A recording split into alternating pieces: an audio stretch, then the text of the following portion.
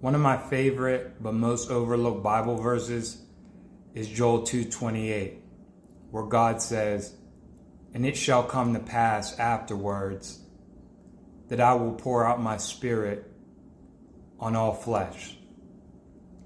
Then it goes on to say, "Your sons and daughters shall prophesy." And see,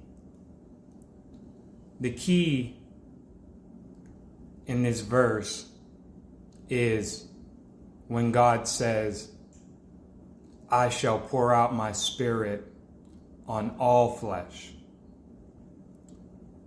It doesn't just say a certain group, it says all. But a lot of times we've been programmed to put certain people from the Bible, or maybe the Pope, or certain preachers on a pedestal, and we ignore everybody else.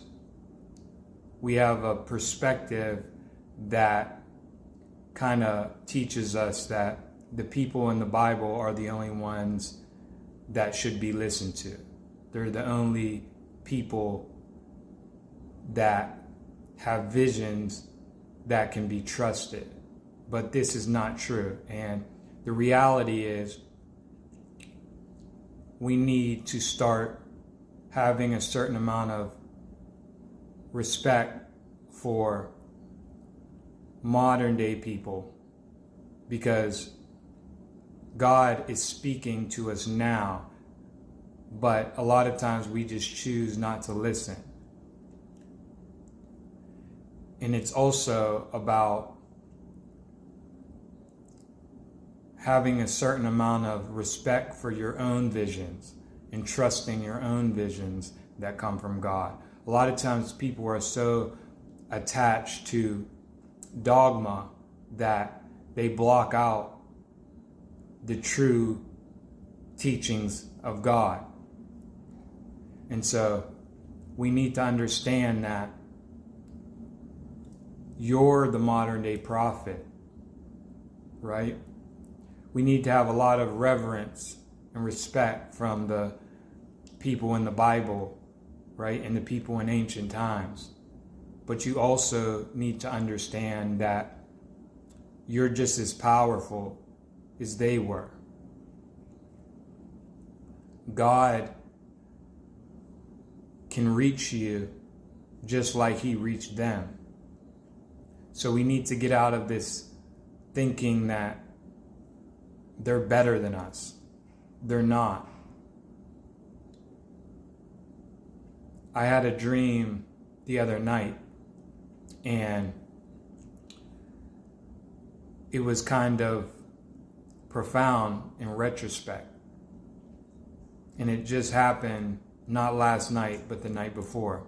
And in the dream, I was by a body of water. Let's say it was a beach. And there was a huge amount of water coming towards the land and coming towards the people. An amount where I knew it's like a lot of people were gonna die. And I knew that I would survive, although there wasn't any logical reason why I should survive. But I knew I would survive, but I was also kind of like, you might die, because the amount of water was just so massive, and it really didn't make logical sense that I would survive. And so this dream was a multi-dimensional message. It was about a big timeline shift in my life, and how that change is going to bring up emotions, right? And it's also a bit of an ego death, because I'm going from one version of me to a new version of me, because I'm no longer aligned with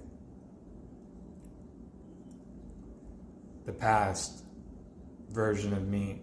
And so there's going to be like an ego death and upheaval of my current reality.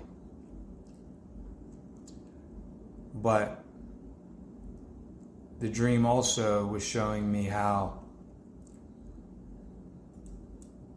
the more the collective is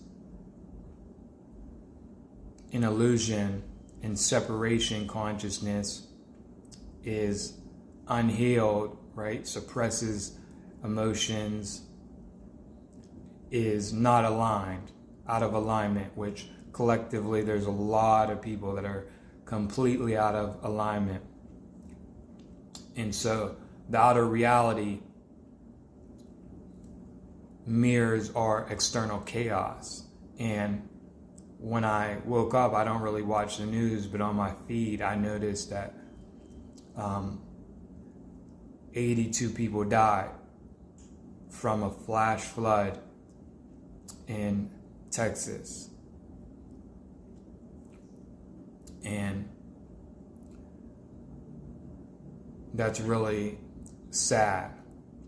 And so it's very important that we raise the consciousness of the collective, because the inner reality gets mirrored back to us.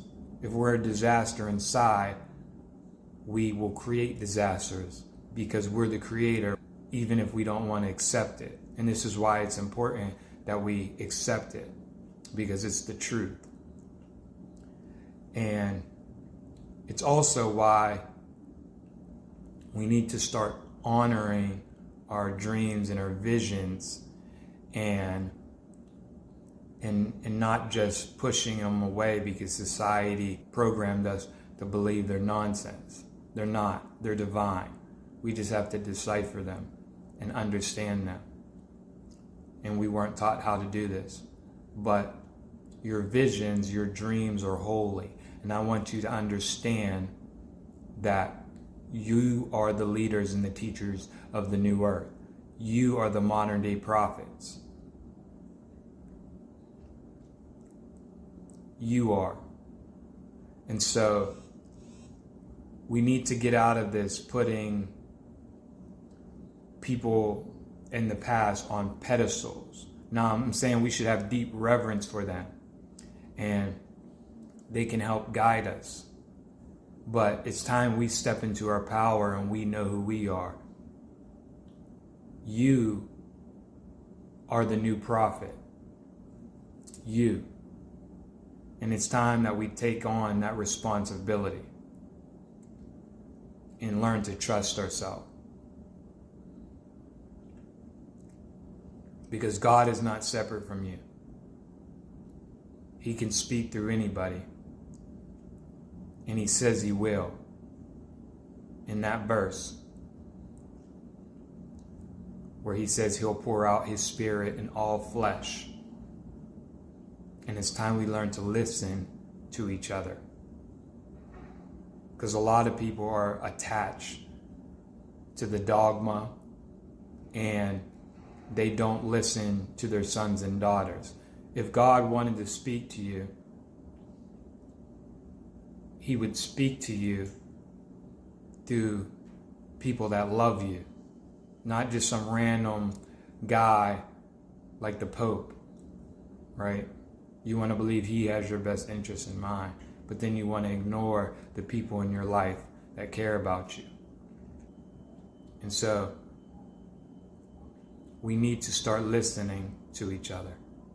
And most importantly, listening to ourselves, to the direct communication that you have between you and God, right? I love the Bible. I love a lot of these books, but the honest truth is a lot of them have been distorted by the elites, the so-called elites. They're really not elite at all.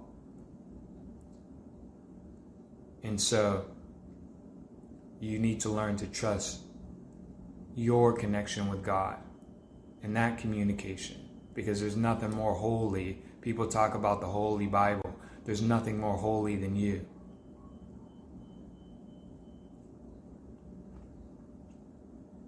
You are sons and daughters of the Most High, and it's time we start acting like it. Much love, y'all. Peace out.